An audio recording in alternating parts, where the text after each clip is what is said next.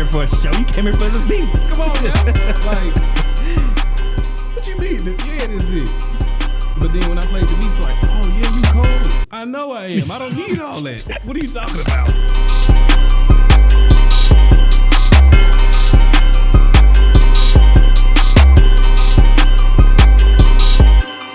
Welcome back to Chocolate Espresso Podcast. Listen, I'm your host, Thomas Newer. What a flow show fancy. I don't care. Man, it's that favorite time of the year. Is it?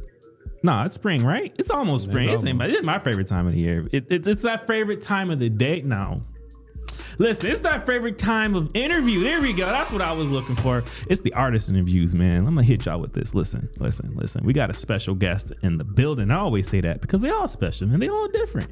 And like I said, when I ask these questions, it'd be the same questions, but everybody got a different answer. That's the beauty about humanity, right? We all got different perspectives and different ways we want to do something. But here's the thing, right?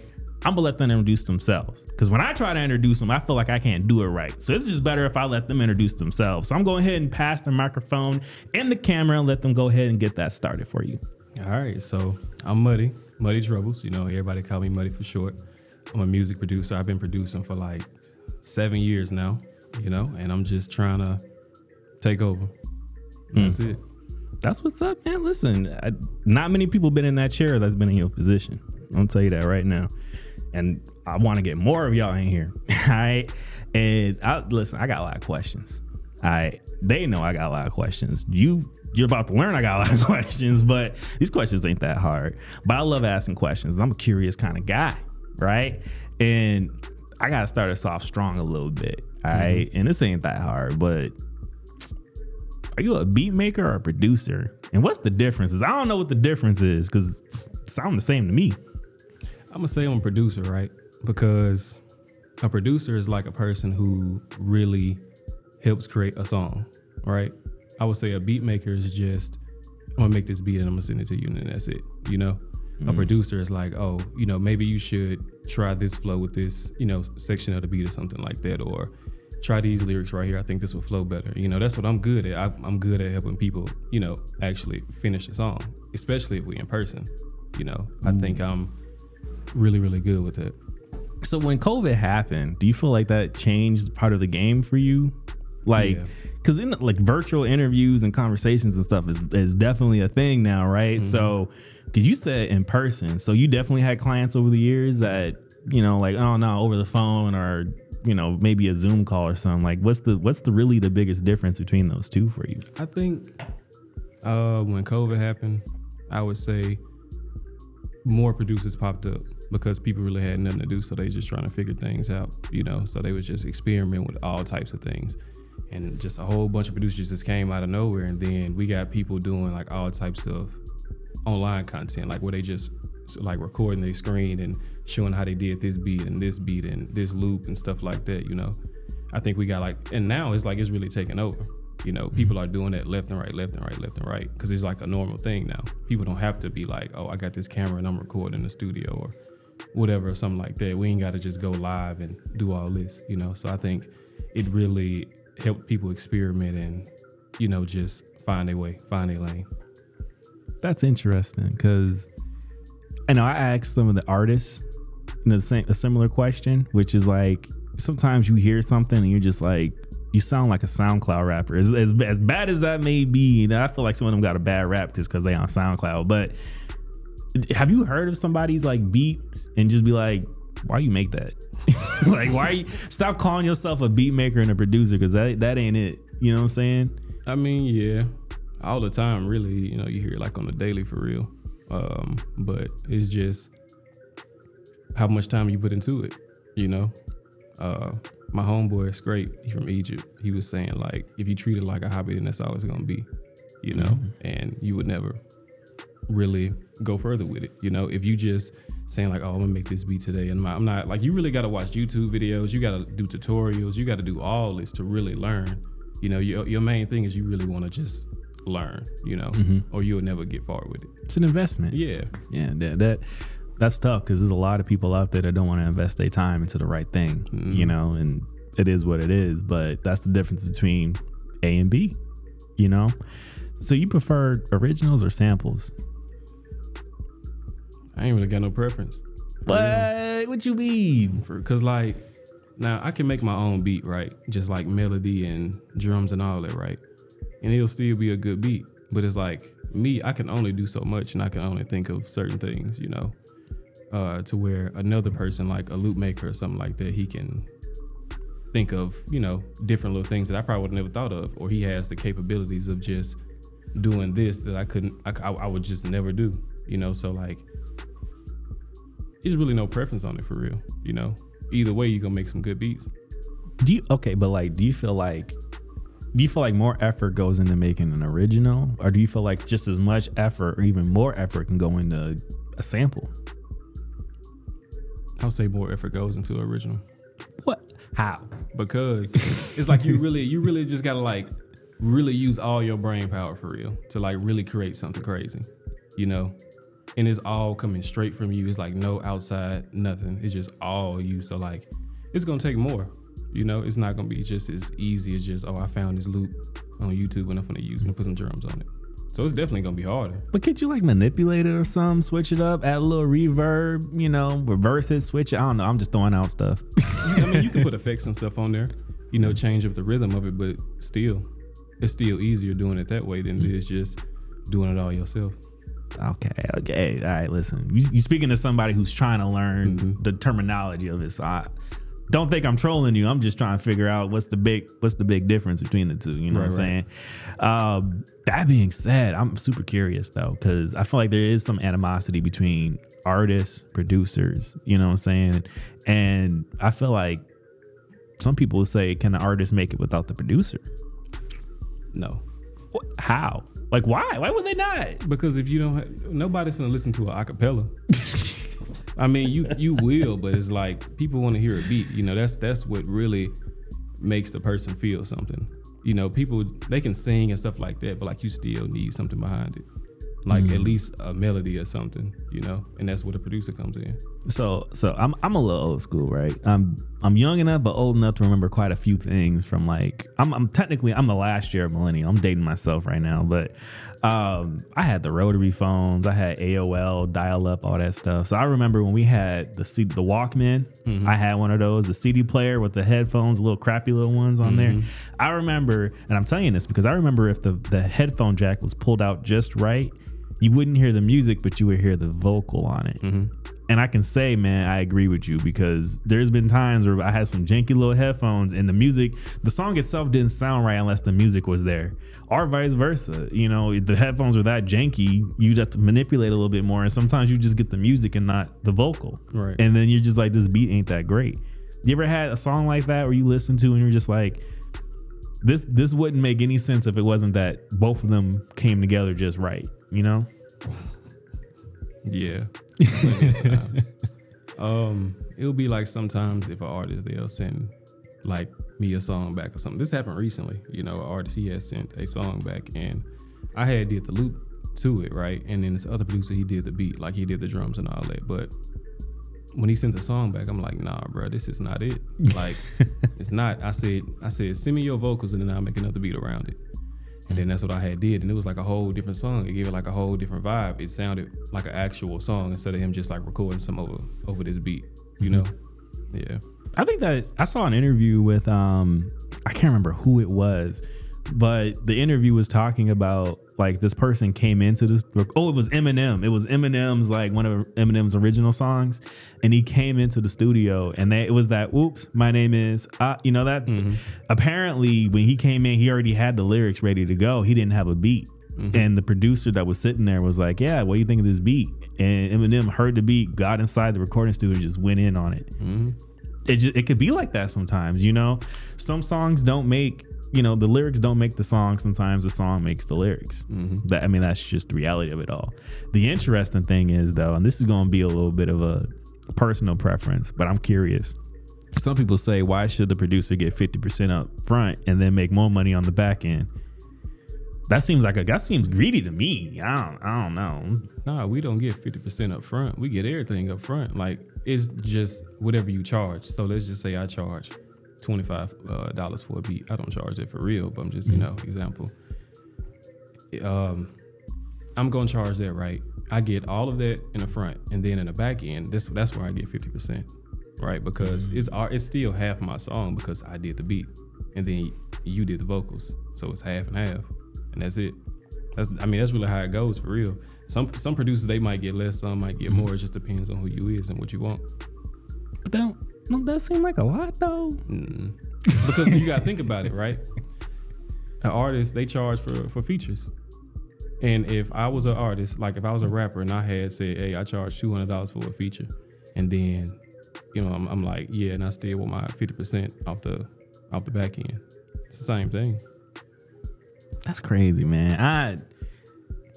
So learning a little bit about the industry, right? If all I did was throw in a sample, throw in a little kick or a little drum or something, I didn't even master it. I just gave you the beat with bare minimum, and then I asked for 50% of the profits. You see, I'm starting something in the studio right now, man. I'm just saying, like, I think that's why some artists are looking at it like that, because it's just like, well, what did you do? Like, this is such a basic beat, and you asking for all of that? It just depends. I mean, they ain't got to use the beat though. That's the thing. Like, you ain't got to use this beat, But like, if I just let's just say I got a loop, or I got like a FLP. That's just like a beat file, right, on FL Studio, and the producer, he did the melody, the drums, and all that, and all I did was just go in and change the hi-hat. I don't deserve 50% then. I deserve probably like 10%, maybe, if even that. But I didn't really do anything. But it's like, if I did the full beat, yeah, 50%. If I did a collab, then it's still gonna be 50% on my side, but I'm splitting it with the other producer now. So it's 25-25, and then the artists, they still get their 50. Right? Okay. So in the age of technology, right? Because we touched a little bit on this though, but in the age of technology, it has become a little. Do you think it became a little easier to call yourself a producer? Yeah. And why is that? Because we have everything's on YouTube. Everything is on the internet for grabs. You can go get FL Studio or any DAW that you use and just start making beats just like that. Because you can get loops, you can get drum patterns, you can get midis, you can get everything. You ain't really gotta use creativity no more. You can just find stuff and just use it just like that. It's very easy now. That's why so many producers now. It's like, again, man, I'm from that era where Napster. You look old enough to know what Napster is. Like, you download the wrong file, you got a virus. Like, that was the big concern. Where y'all going to get these files from, man? Like, what y'all like? Oh, just go online and just download it. Like, I don't even want to say it. That's something you got to keep to yourself. You got to keep that very closed off, because if you let everybody know, then that's it. That's a wrap. You know what? Hey, listen, I'm gonna be fair. To be fair, right?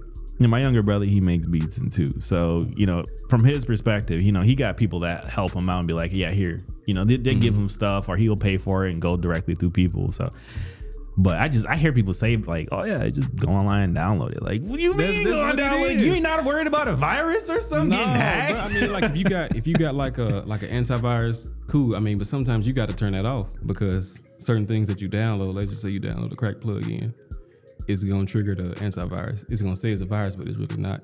Now, but it really comes with experience. It's like, because I didn't have viruses before, but like now I know what to look for, and when I say just go online, it's like I'm going to give you a couple websites. Like, you can go for loops, right? I don't know if anybody still use this, but I used to use it when I first started. It's called Looperman, and they have all types of loops, right? Any kind of loop that you want is on there. For drums, a lot of people still use Reddit. I don't use those no more, but some people still do.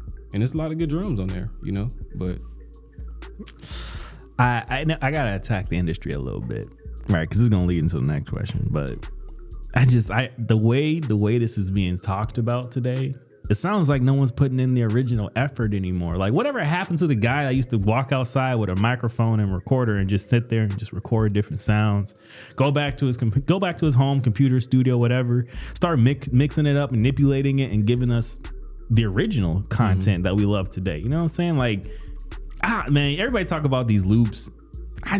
For me, are they sample loops, all that stuff? It's like, okay, but who made it? Where did this come from? I was telling somebody else in the studio today, it's like, Look at the sheer amount of effort that goes into movies. Like just something as simple as like a door slam might not even actually be a door slam. It could be somebody in another room hitting something like their hands tapping a door, and they manipulate that sound just right to make it sound like a door slam. Mm-hmm. You know what I'm saying? Like, where's the original content anymore? Like, nobody wants to put in the effort. Am I wrong? I'm gonna say you wrong, because right, people still do that. I follow producers that still do things like that, but it's not a mainstream type of thing no more, because there's so many producers now, you know, so nobody really cares about, oh, he used a crumpled up piece of paper to make this sound. It don't matter no more, because the producer community is so oversaturated now, it's crazy. And everybody is making like we got like a lot of producers making different like styles of beats and stuff like that, but once that style gets popular, everybody's doing it, you know. So it's like it's still original in a form because you still adding your own spin on it, but you still got that style from somebody else, you know. But it's always gonna be somebody that's gonna start something, you know. So let's just say like new jazz, right? New jazz is like these real smooth type of beats, like they got smooth drums and stuff like that, and it sounds real nice. And I don't know who really started it, but I mean I know a couple of producers that do it and do loops like that, but it was original when they started it, you know, because it wasn't a thing before, you know. And let's just say like this producer, his name is DB, right? He does this thing called Tron beats, you know, like the movie Tron. So that like his beats sound futuristic and stuff like that, you know. And that was his own thing. Nobody was doing it at first, but now we got a whole group of producers doing it now. But like they still know that DB started it. So like that was his thing. It was original, you know. It's just like you really got to know what to look for. You really got to be inside the producer community to, you know, to really know, you know. That's, you know, hey, that's fascinating. That's like one of those things where if you're in a certain industry, everybody knows that person's name, and then you the one guy that doesn't know anything about that, and that person drops that person's name, you're like, I don't know who that is. Everybody in the room look at you like, how you not know? Boom, boom, boom. You know, I don't know. It's crazy to me because like, how do you not even get royalties for that? Like if I made this in a certain industry, like why can't I get paid for anyone that wants to copy that or mimic that? Like, is that not even a thing? Like if they made like like that other producer? Yeah, like let's say you made like a different style of Afro, like maybe you mixed Afrobeat, rap, and like, I don't know, techno together, and it's a whole new style of beat. And it's gonna blow up. Like, can't you copyright that style? And then anyone that wants to mimic that, you can't charge them royalties or something? That's like saying you can copyright a podcast. You copyright the idea. You can't do that. You know, you can't really do that. I mean, like, if they use, I don't know, like some of the things that you created, then I guess, but like, you know, you can't really just copyright that sound. But that makes me feel like, aren't the OGs gatekeeping though? Yeah. How? I mean, I see why they would, but how do you feel like they are? They just won't tell you things that you need to, you know, do better than them. Now, we still got some that will, you know, like actually tell you and like point you in the right direction and stuff like that. But for the most part, no. You know, they're not finna do that because they don't want you doing better than them. What is that? I mean, I feel like, I think from another perspective of understanding, right? Like, again, think about the sheer amount of effort they most likely were forced to do, right? I'm not going to say they had to, because they had to. They didn't have the technology we got today, right? They didn't have the internet like we have the internet today. So they did have to wake up, record the sounds, or, you know, sampling wasn't as easy as it was, you know, even if it was like a physical record label, they had to rip the sound. I mean, the effort that went into it, and you just going to knock on my door, I answer and be like, yo, can I get this? Like, I was like, what? Do I know you? Like, you know what I'm saying? Like, I'm just saying from another perspective, I can kind of see why they just like, it's some, maybe a little bit of it is they just don't understand it, you know, because like, things change so much and so fast in these industries. Unless they really want to be continuously a part of it, it's really hard to understand it. I don't know. Maybe I'm just talking on my butt. I'm just trying to defend something I have no business defending, but I don't know, man. I mean, see, like me, I don't really gatekeep anything, you know, because somebody's gonna find out anyway, you know. So like if somebody asks me, hey, how did you mix your beat or whatever, I'm just tell them. It don't matter to me because we not gonna make the same type of beats anyway. You can try, but it's all in my brain. You can't copy my brain, really. So like if I do my drums a certain type of way, now if I show you exactly how I did this, okay, cool. Now but it's like, it's really no point to gatekeeping, because it's really nothing. What's the saying? It's nothing new under the sun. Mm-hmm. Everybody done already did everything we doing right now. It just sounds different. That's all. Yeah. We just doing it like a slightly different, putting notes in a different, octave or something like that. It's just, it's all the same thing for real. But man, I think about, I'm a part of the union. My regular job, I work for a utility company, so I listen to some of the older guys that's been around, because I'm technically a groundsman. You know what that kind of is, or yeah. So when we go to the union meetings, or when I meet other people out in the field, and they've been a part of the industry for so long, it's the same thing. They don't want to tell you everything. They have their tricks and trips, or whatever. I said it wrong. They got their tricks that they've been doing for years, and whatever. It's just things change, and we just got to keep moving, and moving forward from that. I can't speak today, but part of the progression when it comes to technology and the OGs and stuff like that, like just the technology is different. They just had records, and they had maybe a little computer they can mix around with, all that other stuff. But I feel like what wasn't around back in the day, and maybe it was an MPC. I mean, you got one of them? Whoa! Look, this face you just made. What do you mean? Nuh-uh. What's wrong with it? Okay, what is an MPC? What is it doing? Why you ain't got one? To be honest, bro, like, I think when you have one of those, you can just really find like a natural groove to a beat, or like create like this, like your own flow to it, right? And it's like, I don't really need one, because when I'm making a beat on my laptop, I can just time it right to do that. There's so many tools inside the program to where you can just do it naturally, just like click it in or something like that. I don't really need a MPC to be I don't need that. I can just do it right on my laptop, because I can count in my head. Like when I'm looking at the screen, I can just count like, okay, it goes right there. It's kind of like math in a way. You just count it. I don't think that's fair. I mean, I don't know. You're also talking to somebody who does his own work on his cars and stuff like that. It's like, yeah, I can afford to go take it to a shop and have somebody else touch it, but it just feels better knowing that I did it. I don't know. I mean, but see, you still doing it though. Regardless, you still doing it. You still making a beat. It just might sound like a little different. Yeah. But you won't even notice the difference. But that's like the equivalence of like a digital record, and you take the mouse and you just scratching it. You know what I'm saying? Like, versus physically going like, it's just it's the human touch, man. That's the difference. So you telling me I'm not touching the beat when I'm clicking on the mouse? Not the same. It is the same, because look, when you're using the MPC, you still clicking something. You still using the machine to get that sound. It's the same thing. It's an extra level.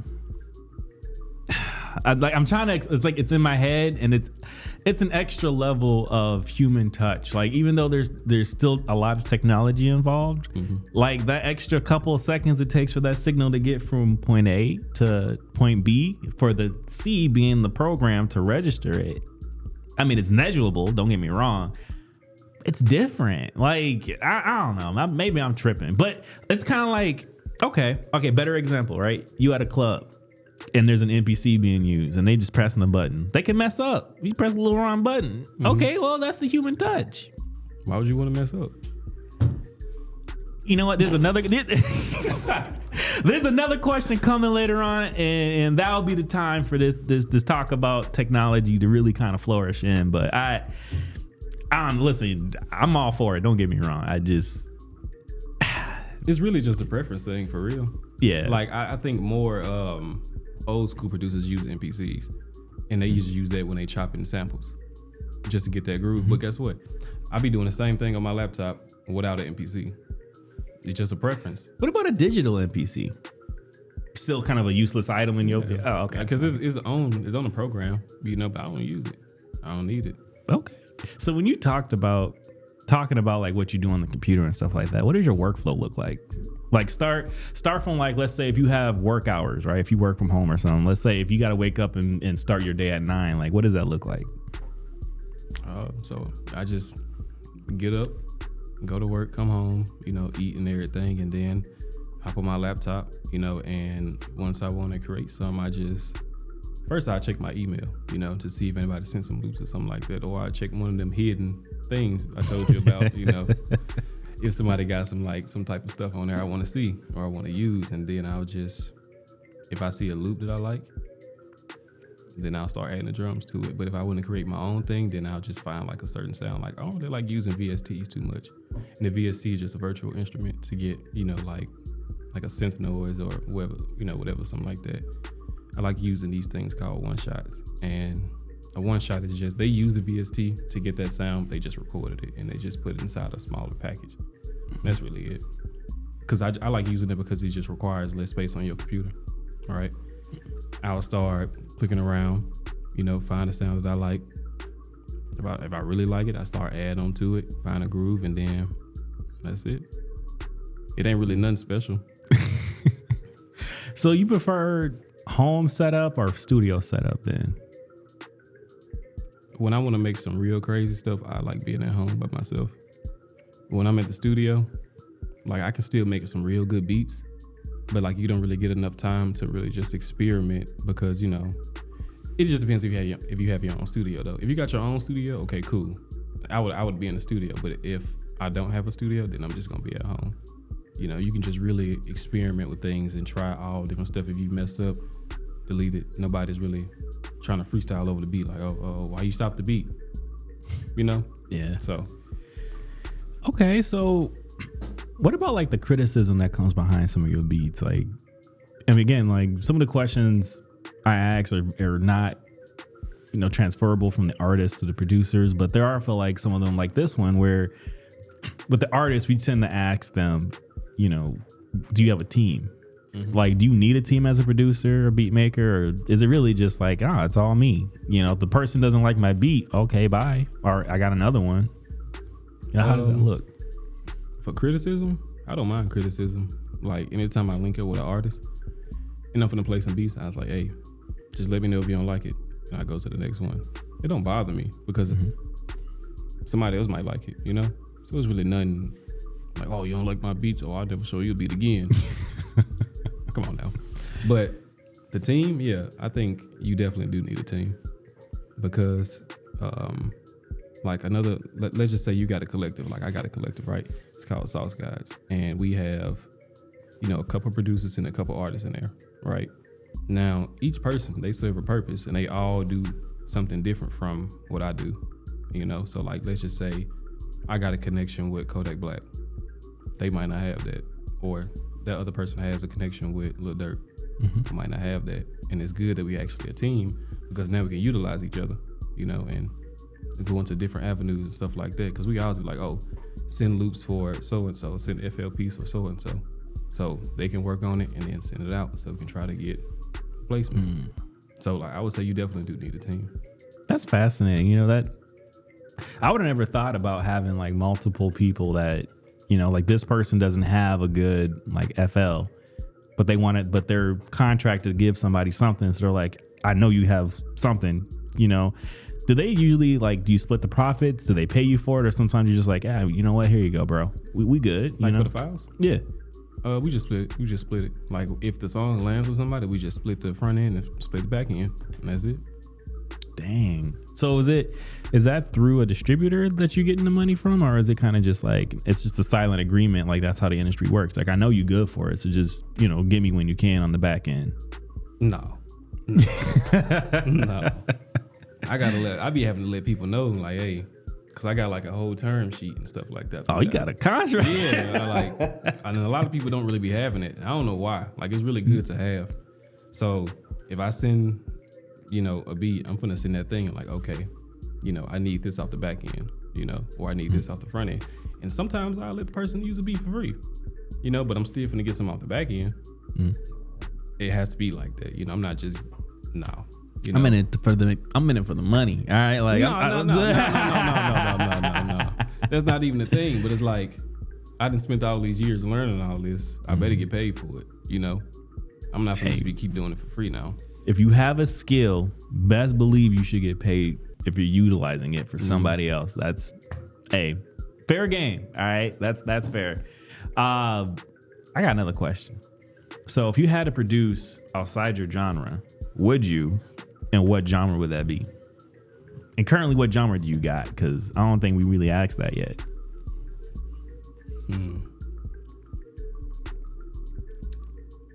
Maybe like EDM.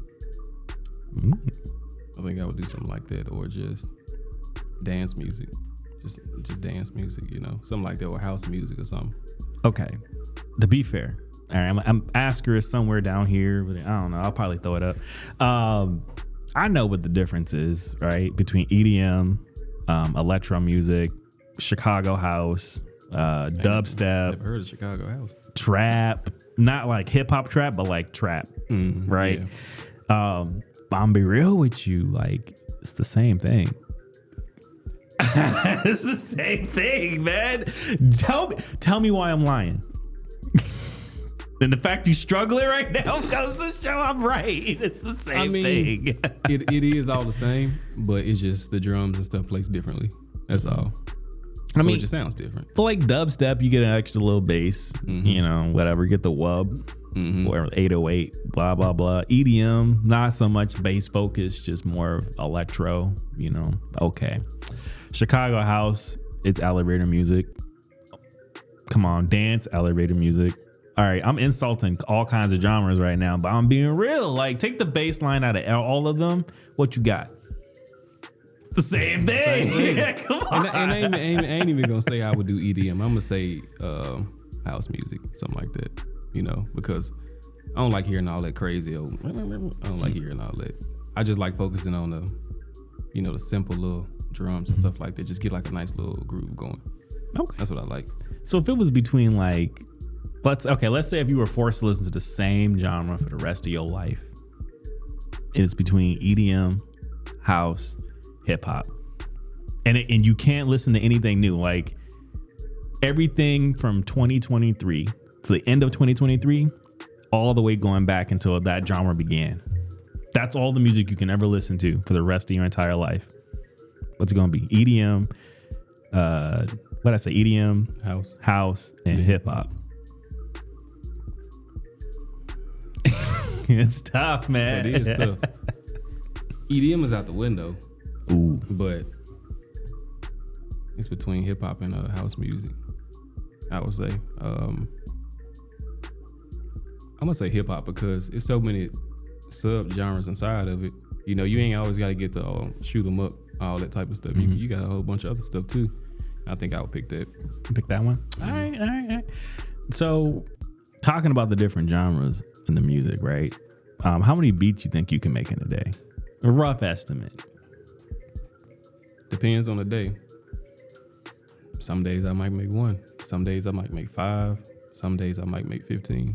It just, you can't really be like, I'm gonna make, I can't even say that because some people might do that. They be like, I'm gonna make 5 beats every single day. And some people might actually do that. I don't do that because, I gotta deal with everyday life, so I can't really say let's just say 5. Oh, 5. 5 a day. So side question, right?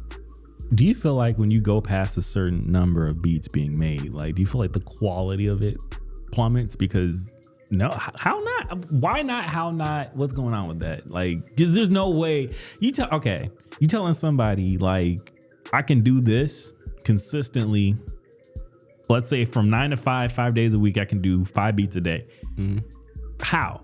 Right? Because I'm thinking you're not putting much effort into it. And that goes back into the conversation earlier where it's like producer or beat maker. You doing nothing but loops?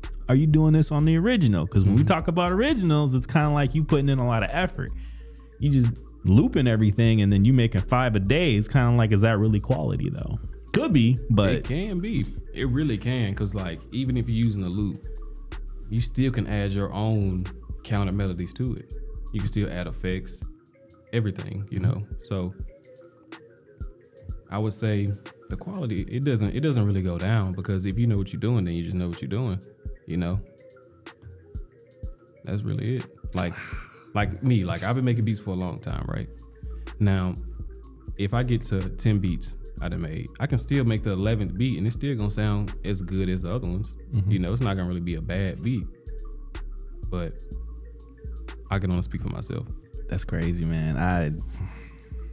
It's tough.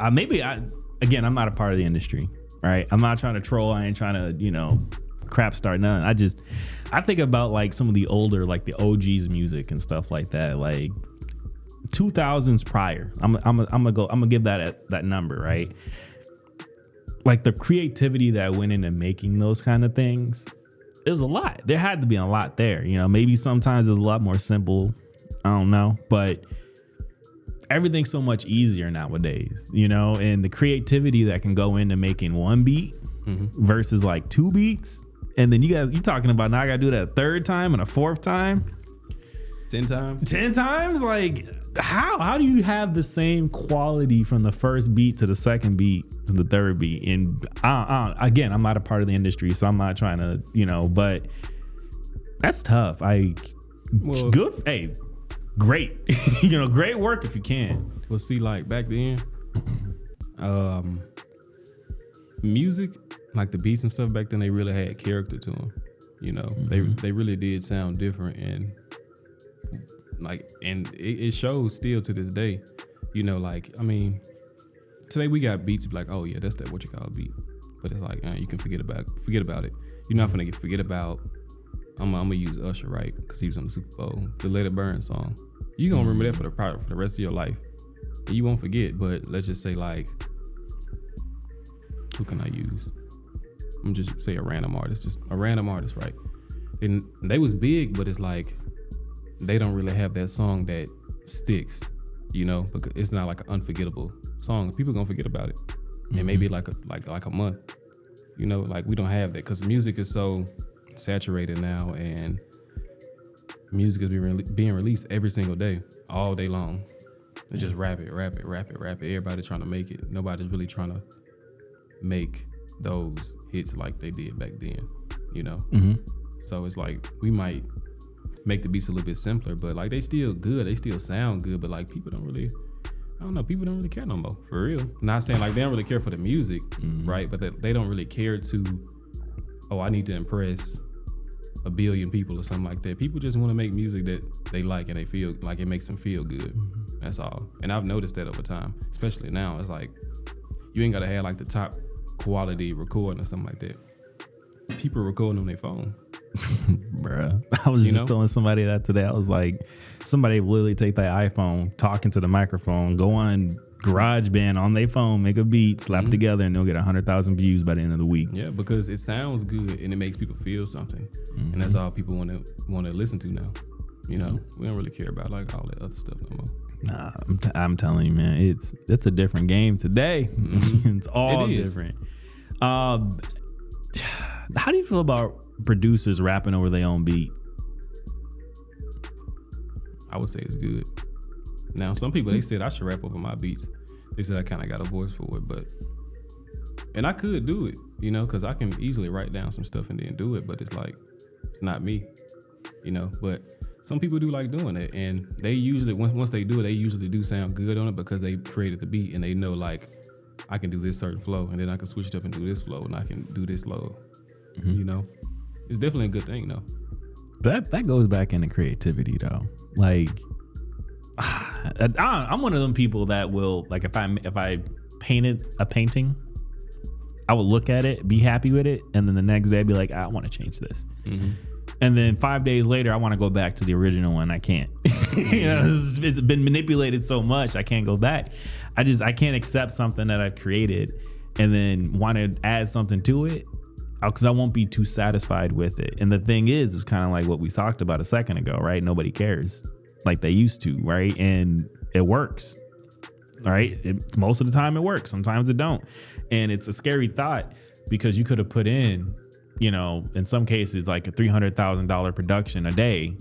And there's this kid that just takes their iPhone and they produce better volumes and more views and listens than you. Like you can go to the studio with a Grammy nominated engineer or producer and stuff like that, and that song might not do anything. And then this kid record on his phone on BandLab. and get 1 million streams in a week. Because I don't know how to explain it, but that's just how it happens now.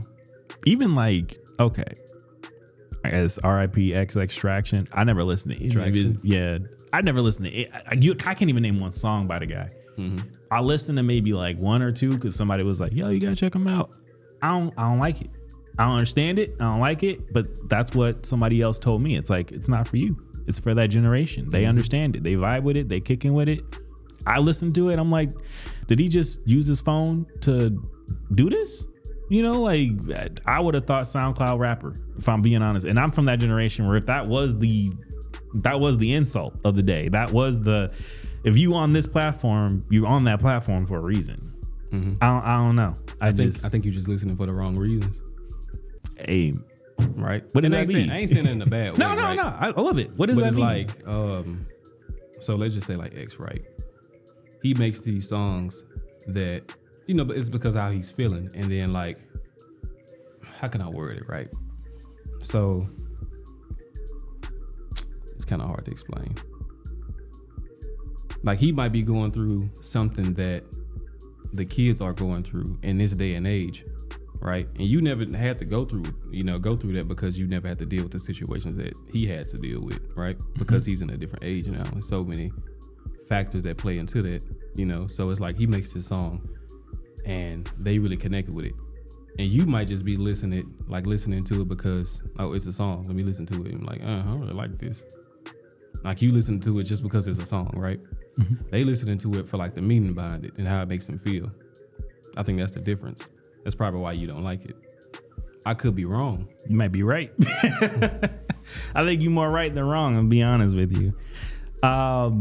Yo, I gotta ask too. So like, do you consider DJs like Callahan a producer even though they don't even make their own beats? You said who? DJ Callahan. Am I saying it right? Khaled? Yeah. Bruh. Names. You know how many names I go through on a daily basis? I can't remember. But anyway, you got it, right? Mm-hmm. Like, you consider that person a producer? Yeah. It's crazy, like, because like, I think he probably was a DJ before he really started producing. Everybody says that. He just kept his name as DJ Khaled. You ever heard of DJ Academics? Yeah. Right. So you don't see him DJing no more, but he just kept that name. I just change the name. Change the name. Is that what yeah, like, cause you're not DJing anymore. It's an insult to those who do it. I think it's an insult. I mean, you're not a groundsman unless you a groundsman. Mm-hmm. You know, if you stop groundsman and you want to be, I don't know, a conductor, don't say you groundsman, conductor, DJ. I don't like that. Doesn't even sound. I don't know. Maybe I'm tripping. I'm probably am. I think they probably just kept the name because it just people already know them as that now. So it's like, what's the point of changing it? Do better. I've thought of changing my name, you know, plenty of times, but I'm like, nah, I'm gonna just keep it because people already know me as this. So I might as well just keep it like that. Okay, that's fair. All right, next question. All right, it's an easy one. Should a producer support the artist?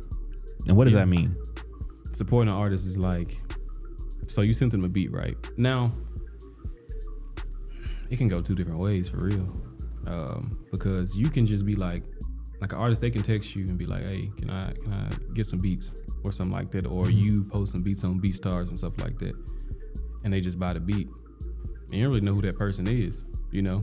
Like, you don't really have to support them because you don't know them, you know? And they just bought a beat because they wanted to buy a beat. Mm-hmm. Now, if you really want to work with an artist, then yes, you really should support them because you are really taking the time out to make beats for them, you know, and you send it to them. So like, if they make a song that you don't like, let them know that you don't like it, you know? But that's why they need to like send the songs back, right? And once y'all drop the song, you know, after everything got fixed and stuff like that, after y'all drop the song, y'all can be like, okay, I'm gonna post this, you post this at this time, you know, I'm gonna share it to this, I'm gonna promote it to this blog or whatever, you know. You really gotta, if you really plan on going far with artists, you really do gotta support them, you know, and they can be any way. And like, if you really get a real good connection with them, that can be financially, they can be just posting them, they can just be spreading their name out to somewhere else, you know. Yeah, I think you really should support them. Interestingly enough, it's like I don't know. I just feel like sometimes when I hear like support with an artist, does that also typically include like I don't know, like mixing, matching? Like, do you mix and match with it, or is that a completely separate service too? It's separate. I don't do it. It takes too much time.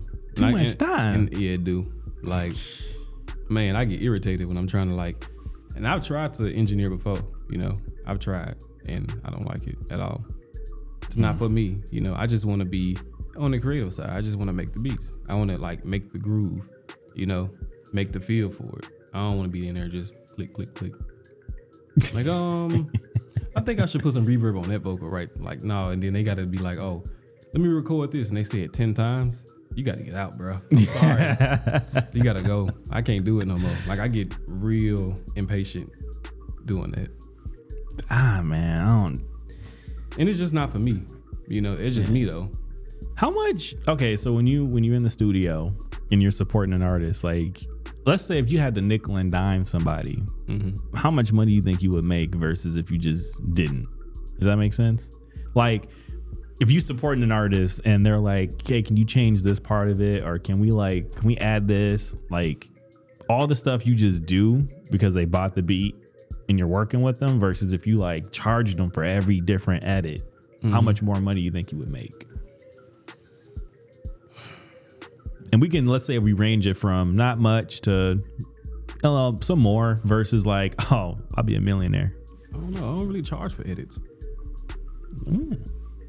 You know, because if they already bought the beat, why would I charge them again? You already bought it. If you bought this beat because you like the beat, but you just might want a bridge in this section right here, why would I charge you for that? You know, it don't really make sense to me. I can just easily change it. I still got the original. Okay. I can just, you know. So does that mean like when somebody buys a beat, that means they own that beat now too? Like you can't sell that beat to somebody else. They would have to. They want that beat. You gotta manipulate it so much to change it, right? No. If somebody buys a beat, now that's the difference. You got leases and you got actually buying it like exclusive, right? So me, I sell both leases and exclusives. If somebody has a lease, then I can keep reselling that beat as many times as I want to.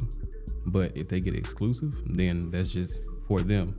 Now they don't own it, but they have the rights to it. I still own the beat, you know, but they have rights to it. So like if they want to do a certain thing, like let's just say use it for a commercial or something like that, use a song for a commercial, they can do that because they got the rights for it, you know. And that's just how it really goes. All right, so I don't know what this means, but I want to learn what it means. All right, so analog are 100% in the box. In the box. What is that? What do they mean? Hey, I'm still learning, man. I'm still learning. Explain it to the camera, please. Because it's like, I don't want to have, you know, you've been to a studio where you've seen like all these knobs and control panels and stuff. That's a waste of space. Ooh. Sorry. He's starting stuff. It is, bro. It's really a waste of space because 9 times out of somebody said cap in the studio, bro. Because all them things that you got physically, you can get it on the computer. So why do you need it? This guy, he ain't trying to mess around with no physical. No, I mean, he said I want a keyboard and a mouse. Literally, just all I need. Give me my MIDI keyboard. Now, like if I play instruments, then okay, that's one thing. But like, give me a MIDI keyboard and just give me my computer, and I can do everything that you're doing. That's crazy. Because all them VSTs and stuff like that, all them synthesizers, they all digital. Okay, you one power surge away from losing all that content, man. Come on, you one virus away from losing. Listen, you can get it all back. You just get it all back. You get it all back. Oh, you know what the things I told you, the hidden things. Okay, you hold can on. Get it all back. Hear me out. I talked to an artist that was also produced some of his own music, and he was telling me that FL Studio crashes on the occasion, and when it crashes, you lose all that content. So you saying you just gonna get that back? You don't know what he's doing. Because guess what? Even if it crashes, you can go back and find it, and it's still gonna be there. So he might not be like too into it to where like he can like, oh, I know exactly where it's at, even if it crashes. Now me, yeah, I've had FL crash plenty of times, and that's what it do. But I know where to find my project at, you know, my project file. So I can just get it right back. Man, this guy, look, this camera, look, he don't know what he's talking about. The knobs, man, all the extra equipment makes you look more professional, okay, man? Somebody walk in and they at a studio, they want to see all the equipment, all right? That makes me feel like y'all know what you're doing. If I point at something, a little knob, and it says negative dB1, I should be able to point that out and be like, what is that? And they should be like, oh, if I turn this knob, you won't probably hear the difference too much because that controls this microphone that's not being there. You just like, it's just me, my little keyboard, my mouse, you know. Bruh, you know what's crazy, bro? Look, I had an artist come to my house one time, right? And I ain't got all that. All I got is my speakers, my laptop, a keyboard, you know, my desk. And I got a TV too, right? So they can see it. They came and it was like, this it? I'm like, yeah. What else do I need? What do you mean? What do you mean is this it? Yes, this is it. You came here for beats, not look. You came here for beats. You ain't come here to come look at my setup. What are you talking about? Yes, this is it. You came here for a show. You came here for the beats. Come on now. Like, what you mean? Yeah, this is it. But then when I played the beats, it's like, oh yeah, you cold. I know I am. I don't need all that. What are you talking about? All the money you got invested into the program. You over here investing your money into a show. Come on now. Like, we don't need all that. We don't need all that. This is it. Oh man. You know what? Hey, to each their own. All right. I ain't gonna narc on anyone's style of it all.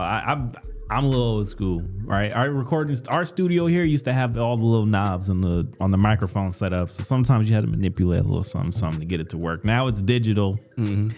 It's different. Now you got to go through 5 different screens to find the one little thing you want to change. I'm just like, that used to just be a little freaking knob right there. But look, let me ask you this, right? So if I was an engineer, right, and I had a studio and I had all that equipment, right, and I've only been engineering for a week, then what? I mean, it's like, are you still gonna feel the same? No, because I didn't give you a bad product. Now I might have everything in the world, but if I don't know how to use all it don't matter. You might be like, oh, I'm walking in like, oh, he know what he doing. Oh my God, he got this, he got that, he got this, but he don't know how to do none of it. He just got it. You don't need it. It's just the look, man. I mean, would you rather look like you driving a Bugatti? You rather look like you driving a 96 Del Sol with the rust all over it? Shoot, as long as I know how to drive. They both get me from point A to point B. You think I cared? As long as I can drive. Hey, look. To each their own. I ain't narking on your style. I'm just saying. It's interesting. It is. To me, it is. All right, because I seen the equipment. I feel like when you walk into some studios and they got all this stuff there, everybody be like, oh, dang, you know. And I've seen pictures of some professional recording studios and exactly how you described your setup. That's all they need because everything is on the laptop or the computer. To each their own. Literally, they know is that little laptop is $10,000 and it doesn't even include the software and everything on it. That's just what that piece of equipment is. I didn't surprise so many people with my beats. Like if I just show up or something like that, right? And I'm like, oh, I'm a producer or something. Like when I went down to Atlanta, right? When I went to the studio, it was like a networking event. When I came to the studio, all I had was my laptop and my hard drive and my interface, right? I started playing beats. They like, oh my God. I'm like, I don't need all this. I don't need to have a chain. I don't need to have none of that. Cause I can just make good beats. Like the look don't really matter for real. Like long as you can do what you do and you good at it, that's all that matters.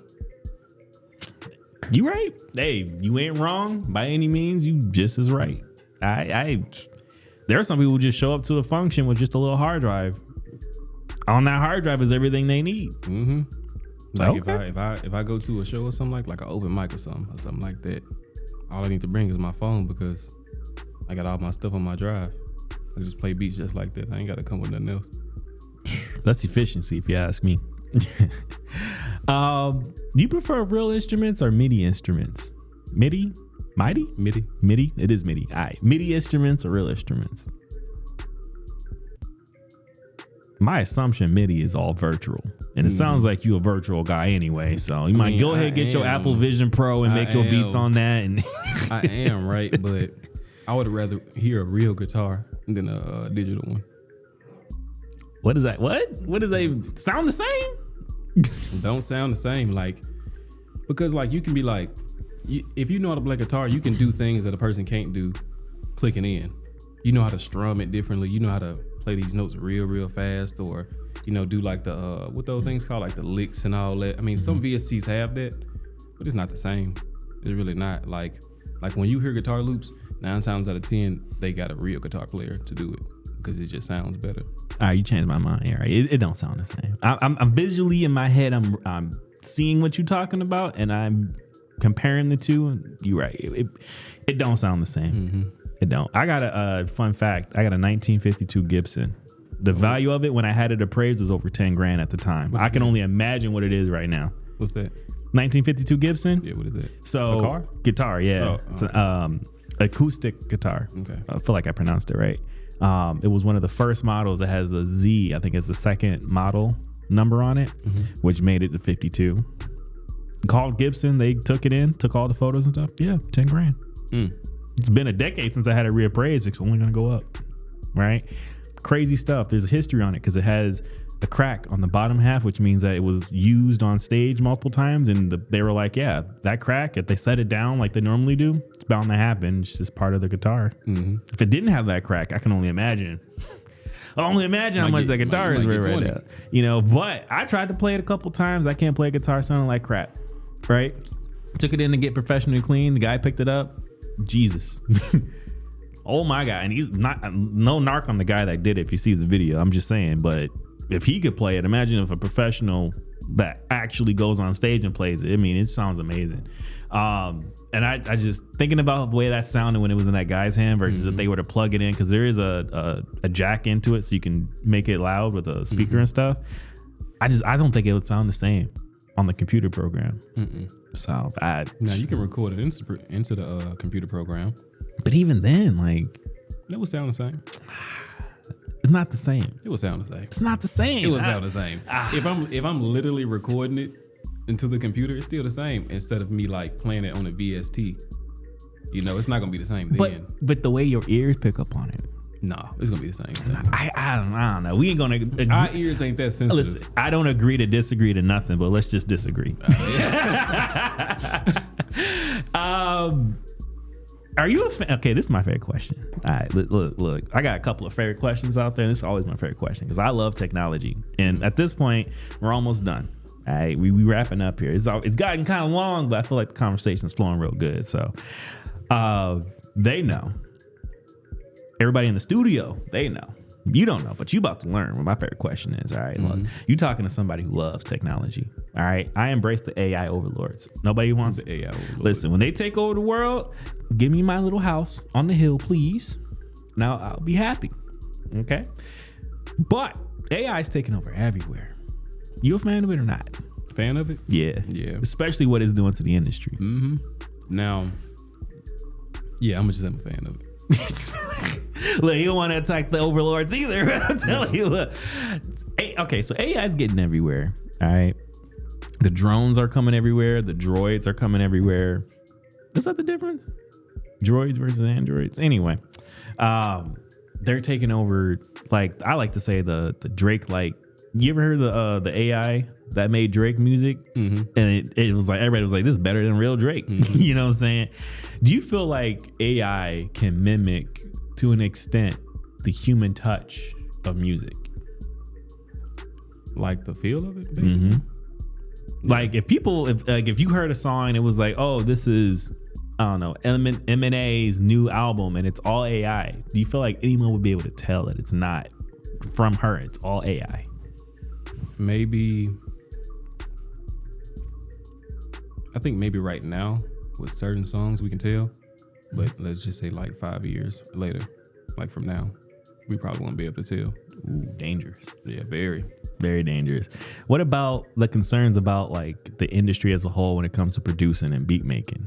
Like if you can just talk to Chat GPT and type in, make me Drake type beat, with, but you specify, what do you say the producer's name was? 404 or something? What's the Drake's producer's name? 40? I don't know. Oh, well, okay. What's a good producer? Let's say Boy Wonder. Boy Wonder. Okay, so if you can type in "make me Boy Wonder" type beat in Chat GPT, and it gives you literally like that sounds like something he would have made. It's just as good. Then what? Like, what's the point of having him anymore? Especially if you can just say "make me Boy Wonder" and Callahan's original, and they mixed the two. Now you got a new artist right then and there. Like, everybody gonna know. Scary thought. What's the point of this job anymore? Yeah, I mean that's the crazy thing, because AI is growing very, very fast, and it's getting very, very intelligent to where it might actually take over. That's the scary thing for real. But we just gotta wait and see until we get there. We just gotta wait and see. Dang. That's it. He ain't even. He's like, I ain't worried. It happen, don't happen. I mean, see, that's the thing. It's like, I don't know. AI doesn't really think like a human does, So, I mean, it's only gonna do what we give it. It can only do so much right now. You sound like somebody else in the studio right now. If we keep feeding it, feeding information and stuff like that, then yeah, it might actually take over. That's crazy, man. I want to listen to. I want to go and do a challenge. All right. I only want to listen to AI produced music. Right. And maybe there might be a little stipulation where like AI made the beat, AI mixed, AI mastered, AI vocals. I don't know. Right. But AI only. And I would be real curious to know, after listening to that for a prolonged period of time, could you tell the difference? Like, maybe give it another year when the industry really invested a lot of money into it. I would love to know, like, if you spent X amount of time listening to just that, and then you go back to just human, strictly produced, made originals, all that, what would be the difference there? Same genre. Yeah, soon it won't be no difference. Have you seen that video, the AI video of Will Smith? He was eating spaghetti like a year ago, and then the videos now, it's crazy. Night and day. It's dangerous. Yeah. Crazy dangerous. All it takes is one person to put that into a little description box, produce it, war could start. It's crazy because like a lot of producers now, they use AI for like cover arts and stuff like that. Now it's like they use all that, and it's just like, why not? It's helpful, but you don't want to get it too far. I'll close this part of the segment out with my favorite theory, which is part theory built off of a fact. Right? I like to say, if you ever got 20-30 minutes of your time, look on YouTube and look up 2 chat box come up with its own language. I think it was Microsoft's original chat box, and I think it was a web developer or app developer's chat box. And it literally, the conversation, they put them next to each other, and the way they would listen and respond was based off of the other chat box. So they had to vocalize what they were saying, and then they both had to register what the other was saying and then respond to it. And it was like literally within, I can't remember, it was like a minute or 30 seconds, they changed from English to a completely new language to respond to one another. And they had to shut it down because they couldn't understand what they were saying. Now, that's the scary part, right? Now imagine if it was music and another AI bot heard the music and it was embedded in that music, another language to respond to the other bot. You have a whole new genre of music. Bruh. AI music. Real AI music. Scary thought, man. I'm telling you. Think about if AI is invested and embedded in certain industries, and that hidden language exists and we don't catch it in time, what could happen? You ever seen Avengers Age of Ultron? That's what's going to happen. Ooh. That's what's going to happen. I want Futurama's AI bots, all right? Give me the robots that funny and trashy. That's what I want. I don't want no Will Smith, Will.i.am robots taking over. All right, I want that crap. How many artists would you say you worked with? Give me like a ratio.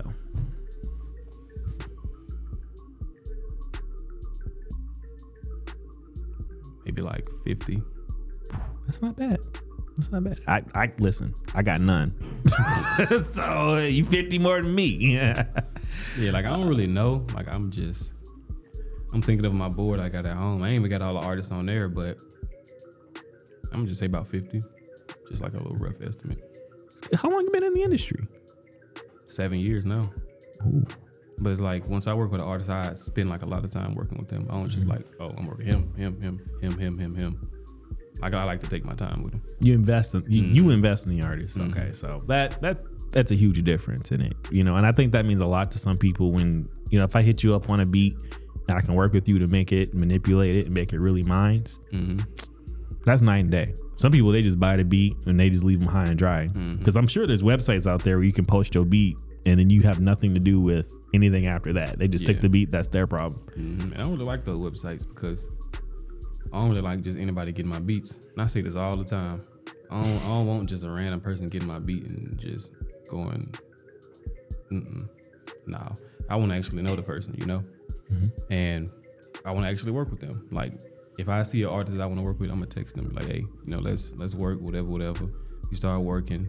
Like, I'll send them a couple beats at first, see what they do on it. But the more I work, the more I learn them, you know? So I can, like, actually make let's just say Aubrey. I can make an Aubrey King X type beat, you know? Because I done actually spent the time to learn him, you know? Yeah, I don't want anybody just really rapping on my beats. I want to know who I'm working with. So who would you like to collab with? Producer or artist? Or in general? Producer, probably like Chase the Money or Southside. No, Metro too. Those three. That's one heck of a dream team, man. Yeah, for real. What's next for you and where can people find you? What's next? Just a lot of content, a lot of videos, a lot of pictures, a lot of stuff on the way, you know. And people can find me on Instagram at @1muddymuddy. So the number 1 and then muddy. That's it. All right, man. Listen. I gotta re-up myself on this one. I need 3 things: object, place, thing. Don't matter. It's crazy. Object, place, and thing. Object, I'm gonna say a water bottle because I got one right there. Place, Hawaii. Thing, it could be anything. A tiger. Killing me. Man, y'all be killing me with this. Scaring me. Oh, God. Man. All right. Listen, I'm gonna try my best here. All right, look. So, I was on the plane, right? And I'm in 1A. If I was any closer, I'd be in the cockpit. You feel me? Because I fly like that. What is that? 10,000 mile high club? 10,000 mile high club? Balling. And you know, what do you call those people? The flight attendant, stewardess. You know, depending on your age, you know, she come around. She's like, hey, excuse me, sir. Because, you know, when you in 1A, they call you sir. Yeah, you know what I'm saying? I'm in 1A. She said, excuse me, what do you want to drink? You know, we got wine, apple juice. You know, I was like, you know what? I'm a little bougie today. I'll take the water in the wine cup, please. And, you know, she poured in a little thing. I'm looking out the window and I'm looking at Maui. Hawaii, you know what I'm saying? It was on fire. I was like, ooh, what we doing here? You know, why we here? And the craziest thing happened, you know, we had to make an emergency landing because, you know, the fire's in Hawaii, you know. Couldn't believe that. So you make a little landing. We on the Amtrak. Some of y'all don't know what that is because, you know, y'all get out, y'all go to the terminal. I go to the Amtrak. We get off on the runway. You feel me? And we walking down. The tiger come out of the freaking forest, and I'm like, yo. I mean, it is on fire, so maybe they looking for a free place to go. You know what I'm saying? So tiger walk right past us, get on the airplane, and I'm thinking, where's this tiger gonna go? You know? And that's when the stewardess was like, yeah, everybody like, share, and subscribe. Because if you like, share, and subscribe, the tiger can go back home and get safe at the zoo somewhere. And I'm like, can we get back on and go? Because why are we here in Maui when it's on fire? You know what I'm saying? They didn't want to take us nowhere. We had to stay there. And it was crazy because then I woke up and my girl, she's shaking me like, what are you talking about? Maui water and Hawaii and all the tigers? It's like, it's a crazy story. I don't know why. I don't remember why. Just, I don't know. Why'd you wake me up? I wanted to see where the tiger was going to go. You know what I'm saying? Listen, like, share, and subscribe. You do that, we can make more content. We can get more people in for interviews, you know, all that jazz. You know, have a great, blessed day.